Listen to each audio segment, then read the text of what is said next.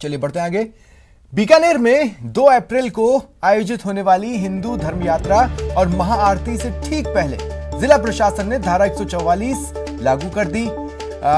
इसके बाद भाजपा और हिंदू संगठन अब खुलकर आदेश का विरोध कर रहे हैं। भाजपा नेताओं ने आज कलेक्टर को ज्ञापन सौंपा और धारा 144 वापस लेने की मांग रखी।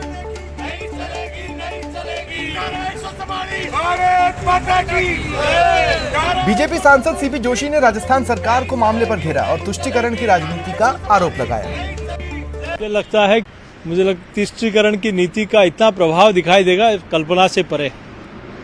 जहां एक तरफ उत्तर प्रदेश में मथुरा वृंदावन में हेलीकॉप्टर से पुष्प वर्षा आ रही और लाखों श्रद्धालु वहां फाग में भाग लेने आ रहे हैं, और दूसरी तरफ राजस्थान में खाटू श्याम जी और सालासर जी में वहां प्रतिबंध लगाया जाता है। कोटा में शोभा यात्रा पर प्रतिबंध लगाया जाता है। बीकानेर में धारा 144 लगाई जाती है। मुझे लगता है कि धार्मिक कार्यों पर, धार्मिक महोत्सव पर प्रतिबंध लगाना ये सरासर गलत है। और इतना ही नहीं, उससे आगे चलकर राजस्थान की सरकार चाहे सालासर जी में हो, चाहे चित्तौड़गढ़ जिले में डुंगला में हो, चाहे अनेक स्थानों पर मंदिरों को तोड़ने का भी काम कर रही है।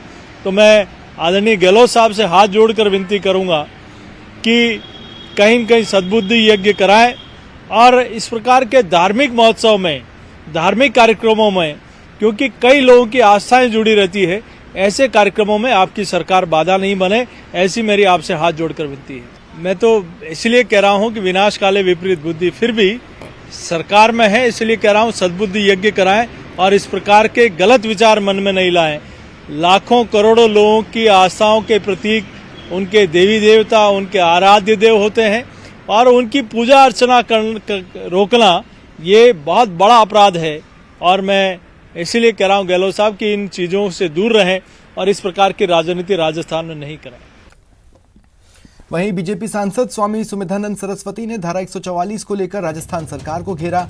कहा, कांग्रेस की जहां भी सरकार है उनका प्रयास हिंदुओं के कार्यों को रोकना है। कांग्रेस की सरकार जहां कहीं भी है, उनका ये प्रयास है कि हिंदुओं के कार्यों को रोका जाए।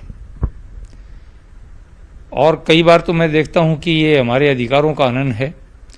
कोटा में कश्मीर फाइल फिल्म को लेकर के डरी हुई सरकार ने धारा 144 लगाई और अभी बीकानेर में लगाई है। आपको आश्चर्य होगा कि कल हमारा हिंदुत्व का नया वर्ष है।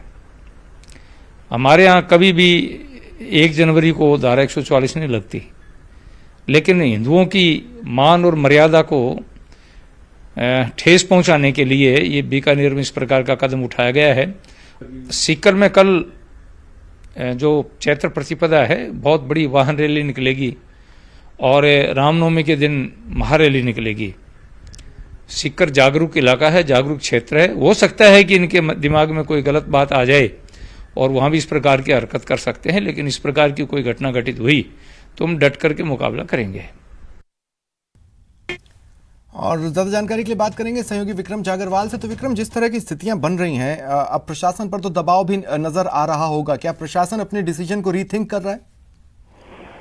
जी बिल्कुल। देखिए, जब ये 29 तारीख की रात को जो ये बीकानेर में घोषणा की गई थी कि भाई किसी भी तरह से जो है कोई भी रैली और जुलूस और प्रदर्शन नहीं रहेगा और इसके लिए जो है पूर्व से अनुमति लेनी होगी प्रशासन से, और जैसे ये बात आदेश जारी हुआ उसके बाद से इसका विरोध देखने को मिला। और 30 को भाजपा के लोगों ने और हिंदू संगठनों ने इसका जमकर विरोध किया। और जो क्योंकि 2 तारीख को जो ये हिंदू धर्म यात्रा नवचैत्र संवत पर जो बीकानेर में निकाली जाती है, उससे ठीक पहले इस तरह का आदेश आने से कहीं ना कहीं जो है हिंदू संगठनों में भारी इसका रोष देखा जा रहा था। और प्रशासन को उन्होंने अपने रोष से भी अवगत करवाया कि भाई जो धार्मिक आयोजन है उनसे पहले इस तरह से कभी भी परमिशन नहीं ली जाती है, लेकिन जिस तरीके से धारा 144 लगाई गई है और इनको अनुमति लेने का जो प्रावधान प्रशासन की तरफ से रखा गया था।